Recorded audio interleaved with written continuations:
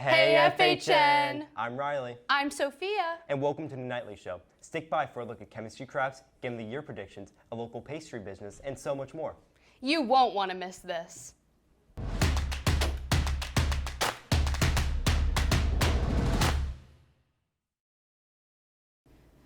Starting off the program with some local developments.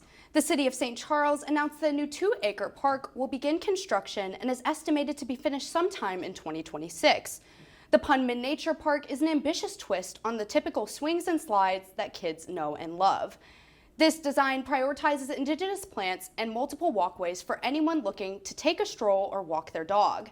The ordinary play sets that parks have will be replaced by fallen tree logs and large stones, creating a more natural place for children to play. The goal of this innovative design is to create a place that serves its primary purpose of recreation, while also showcasing beautiful wildlife and fauna from the local area. Recreational activities like going to a park are critical for a person's sense of satisfaction, but what fuels this feeling can differ from person to person.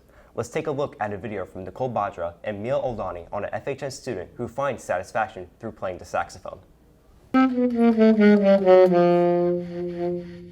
Sophomore Pearce Ingram has always had a passion for jazz. It's kind of like jazz saved me. I got into the jazz community, I started listening to it, I started getting into the music. And once I realized that I could play the music I loved on my instrument, that's when really the spark fired. Well, all of the students have their special way that they sort of stand out. Pearce happens to be really interested in jazz. And like I said, listens to it probably more than the average student does. So that's kind of the way he sort of stands out from the crowd, and everyone kind of has their niche, whether it's jazz band or concert band or marching or something like that. 90% of jazz is listening. Do you know how to speak French if you've never heard anyone speak it to you? Something I realized is that in order to get better and truly, move up to the next level of musicianship, listening is 90% of jazz. My saxophone taught me, if you're not willing to be a fool, then you can never be a master. I think the same thing applies to life. If you're a beginner at something, you're gonna suck, but it's the work you put into it that transforms your skill. It's really just, my instrument has taught me a lot of life lessons. It's taught me discipline and other things of the such. Thanks, Mia and Nicole. On October 28th, the tragic Hurricane Melissa made landfall as a Category 5 storm. It became the strongest hurricane to strike Jamaica in recorded history, with widespread damage reported across the island. The impact of the storm leaves behind not only a damaged island, but also a struggling economy that is dependent on travel and tourism. The U.S. Department of State has reclassified Jamaica as a Level 3, reconsider travel. As a death toll from this historic hurricane rises, communities across the world are stepping in to help, including communities such as Miami-Dade County, which are collecting donated supplies for Jamaicans in need during these troubled times. As global relief efforts continue, communities are finding ways to inspire learning and creativity despite challenging circumstances. Now, Noah Diekmann takes us to Miss Soltysiak's honors biology class, where students are combining science and craftsmanship to create their own DNA keychains. In Miss Soltysiak's honors biology class, they've been making DNA keychains so they can better model and understand what DNA looks like at the molecular level. We're in Unit 3, DNA Structure and Replication. So we did a 2D model where they had it on paper of DNA, the structure of DNA, and now they are creating their 3D models, which they're going to be creating a keychain. To create their keychains, students will be using beads and metal beading wire. They will then twist it into the double helix shape that DNA molecules take. Leading up to making these keychains, students made a 2D model of DNA in their notebooks by gluing paper parts of DNA. Just to kind of solidify their knowledge of the structure of DNA, so the components of it, like what it's made of. However, this process has not been without difficulties for some students. It does require very careful manipulation of the parts of the keychain. The toughest part of making the keychain, probably the intricate, putting the beads on and then taking the wire and threading it through. Well, I hope they have a good understanding of what DNA looks like and the components. While this process has been difficult for some students, many also find it fun and it teaches them necessary, important information. Oh, well, they're just I don't know, it's just fun to do something easy every once in a while. Thank you, Noah.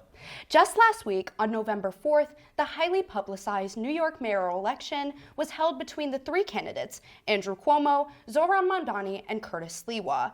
Mamdani emerged as the winner, making history as New York's first Muslim mayor and the youngest person to hold the title of mayor in over a century. This election stood out with all three candidates incorporating unconventional campaign tactics, blending policy discussions with lighthearted questions, such as each candidate's to-go bagel order. This reflects a new era in politics, with candidates placing a higher priority on groundedness and their ability to connect with voters on a personal level. Community engagement is key to getting people to support, whether it's through politics or local business. Strange Donuts, a local shop known for its unique flavors and a positive atmosphere, has become a staple in the St. Louis area. Let's take a closer look at the business from Ben Bartels and Cooper Berriman and see how Strange Donuts continues to bring in new customers. Donut shops. Tasty, but missing something. Style. Every flavor feels the same. Every location looks the same. They're missing something strange. Strange Donuts opened its first location in Missouri in October of 2013. From the jump, it's clear they don't do things by the book. Strange Donuts. What makes them so unique? Their flavors so special. Their donuts so strange. Most things are fair game. Especially with like the weekend specials, the strangers, we can kind of be a little more creative with those. They're like bigger, more like crazier donuts, I guess. Like one time we did it was called Girl Dinner, and it had like salami, pickles, and like a wine glaze and a fritter. So we can like have a little more fun with some of that stuff. Like we have like a majestic unicorn fat baby, so it's like fruity pebbles, marshmallows, like, and this like big donut. So like just things that sell well, like pumpkin, things like that. Like people like come in for that stuff, and we know it'll sell. If you get a blueberry jelly donut here, it was blueberries 12 hours ago. You know, like we make everything fresh. We make friends first, and then we clean stuff. Like we don't sell donuts here, right? And I think it's super important. I think we've lost a lot of that in our society. That like an interaction is just like, it's just transactional. Like, give me the money, I'll give you the thing. I like when I go to a place and I'm like, hey, how are you? And people are nice to me, and I'm nice back. Because like literally through this wall, you could buy donuts at a grocery store right there. So people buy from their friends. So it's important to know the customer and be friends with them. Thanks, Ben and Cooper. In sports news, the UFC is under scrutiny after a recent fight raised concerns over fight fixing. The featherweight bout between Isaac Dolgarian and Yadir Davalier saw unusual betting activity, with the odds going from heavily in Dolgarian's favor to dead even in a single day. Dolgarian lost in the first round, prompting the sportsbooks to flag the match for investigation. Following this match, Dolgarian had his fight purse held by a Nevada State Athletic Commission and was cut from the UFC. Currently, the UFC is working with the FBI to investigate this and many other matches, making sure something like this can never happen again. From one competition to another, the upcoming Game Awards has stirred a lot of excitement within the gaming community, leaving fans wondering who will win the highly coveted Game of the Year award. Yuan Yang discusses the potential nominees and who he believes will win Game of the Year. As we're nearing the end of the year, a thought comes to minds of gamers everywhere. What will win the title of Game of the Year? Specifically, the award ceremony held by Geoff Keighley. Now, some of these games will probably win Game of the Year in other award shows and events, but I'm going to focus on this one. Now, there are several strong contenders, and I'll go with the ones that I think are the most notable.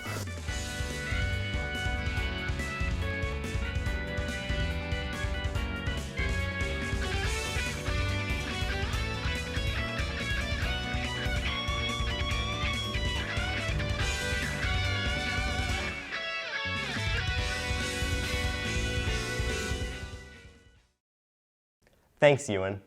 In school news, the Francis Howell School District has been searching for a new superintendent since its last hire, Mike Dominguez, resigned a day before he was scheduled to begin work on July 1st.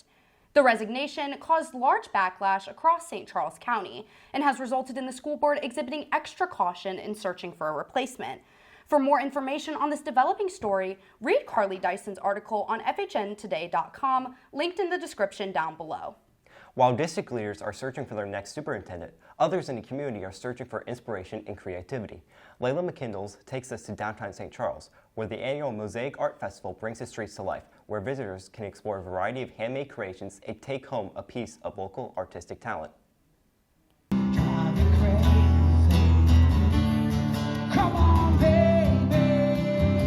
Here at the MOSAICS Art Festival, there's so much variety of creativity bringing everyone together and art to fit everyone's taste. A seller from South Florida talks about how art connects with her. I believe art is therapy, so I think having community in art, people doing art, even if we're not good at it, is basically a way to deal with life, deal with chaos, and yeah. But yeah, we've seen a lot of really creative, cool things. Other potters, there's some good potters here. Having a community in art is something that you see here throughout everyone's takes and talents. Deborah Unt says how she feels connected here. I love all the different types of art and the creativity that people have. A lot of times you don't see so much variety, how you can express yourself throughout art and put it out for everyone to enjoy. Creativity comes from everyone, as Deborah says here. His pictures just bring back life. You look at the beautiful sculptures that he takes pictures and the history and all the old bones. It's just beautiful. Because a lot of times the younger people, they don't realize, how much can be learned through the history of art.